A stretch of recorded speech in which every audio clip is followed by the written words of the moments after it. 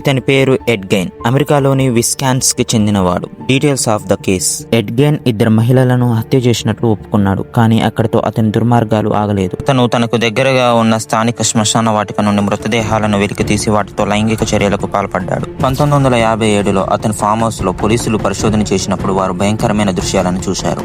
మనిషి శరీర భాగాలతో తయారు చేసిన వస్తువులు, ఉదాహరణకు మనిషి చర్మంతో చేసిన మాస్క్, ఫర్నిచర్ కవర్లు, పెదాలతో చేసిన నెక్లెస్లు మరియు పుర్రెతో చేసిన గిన్నెలు లభించాయి.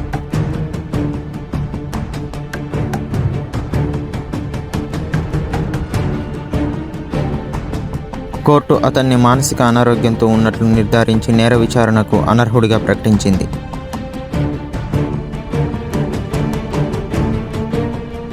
ఎడ్ గెయిన్ అని అతని పేరుతో ఒక మూవీ కూడా తీశారు.